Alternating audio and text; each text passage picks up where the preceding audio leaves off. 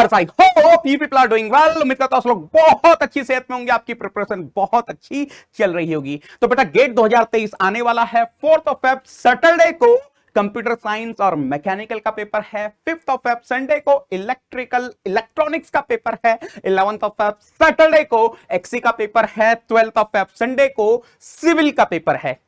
तो जाहिर सी बात है, अगर आप सिंसियर सीरियस एस्पिरेंट हैं तो आप ये जानना चाह रहे होंगे कि आपके पेपर में टोटल कैंडिडेट्स कितने हैं, आपकी अपनी कैटेगरी में टोटल कैंडिडेट्स कितने हैं जिन्होंने गेट 2023 के लिए अप्लाई किया है। तो चलिए इस सेशन में आपको मैं ये सारी इंफॉर्मेशन बता देता हूं। सबसे पहली बात, ये जो भी इंफॉर्मेशन मैं आपके साथ शेयर कर रहा हूं ये आरटीआई के थ्रू हम लोगों को मिली है। मेरा एक स्टूडेंट है जिसने आरटीआई अप्लाई करी थी और वहां से ये पूरा का पूरा डेटा कलेक्ट हुआ है। तो आईआईटी कानपुर ने जो भी इंफॉर्मेशन दी है उसके बेसिस पर मैं आपके साथ ये पूरा डेटा शेयर कर रहा हूं। स्टार्ट करते हैं मैकेनिकल से। इन mechanical general category 26,600, OBC non creamy layer 30,700, general EWS 6,000, SC category 13,600, ST category 4,600। जो टोटल एस्पिरेंट्स हैं मैकेनिकल के 2023 के पेपर के लिए 81,553, 81,553। बात करते हैं सिविल की, 29,100 general category, 40,500 OBC non creamy layer, general EWS 7,400, SC 18,400, ST category 9,200। Total aspirant जो हैं सिविल ब्रांच के जिन्होंने गेट 2023 के लिए अप्लाई किया है 1,04,792।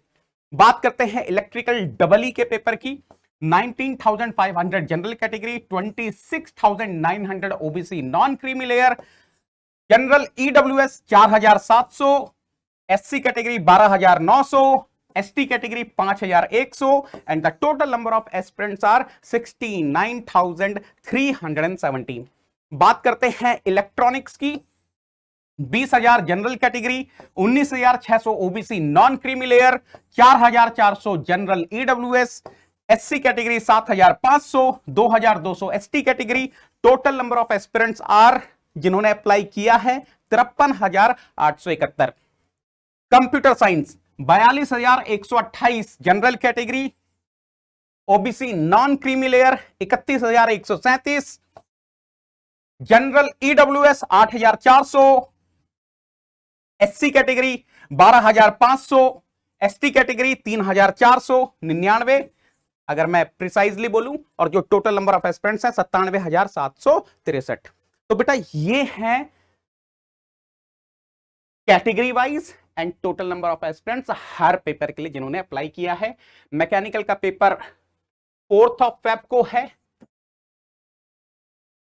सिविल का पेपर 12th ऑफ फेब को है, इलेक्ट्रिकल का पेपर 5th ऑफ फेब को है, इलेक्ट्रॉनिक्स 5th ऑफ फेब को है and then computer science 4th of Feb को है।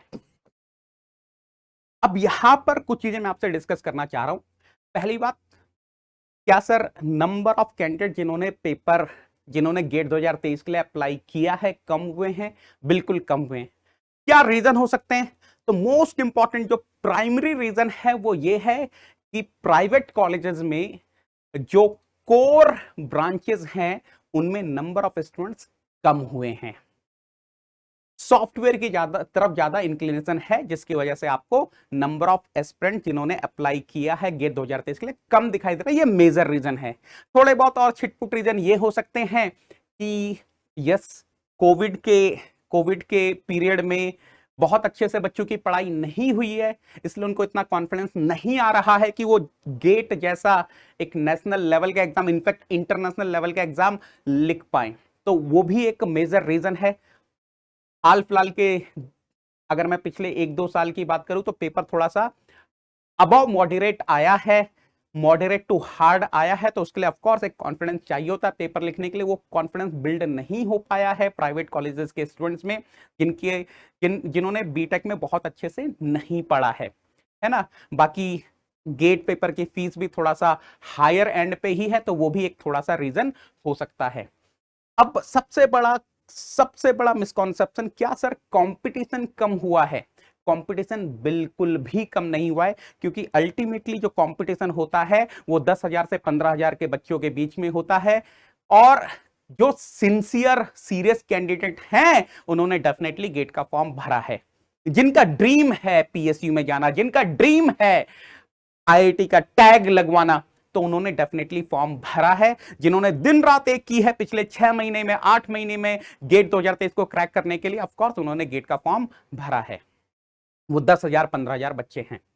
नाउ सर, अगर नंबर ऑफ एस्पिरेंट्स कम हुए हैं जिन्होंने फॉर्म भरा है, तो इसका कुछ बेनिफिट होगा क्या? तो पहला बेनिफिट तो सीधा सीधा ये दिखाई दे रहा है कि केवल सिविल का पेपर 2 स्लॉट में हो रहा है, बाकी सारे के सारे पेपर सिंगल स्लॉट में हो रहे हैं।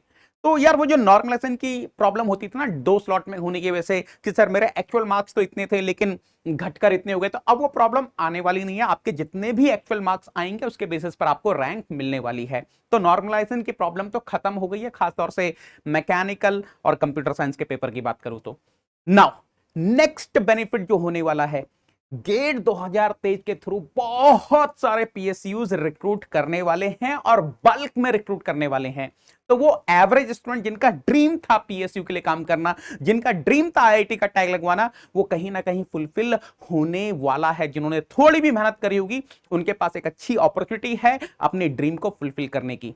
तो उम्मीद करता हूं बेटा आप लोग को ये इंफॉर्मेशन अच्छी लगी होगी, समझ में आई होगी, है ना। कमेंट में आप लोग जरूर बताना कि आपका क्या ओपिनियन है इन सब चीजों को लेकर। Thank you so much.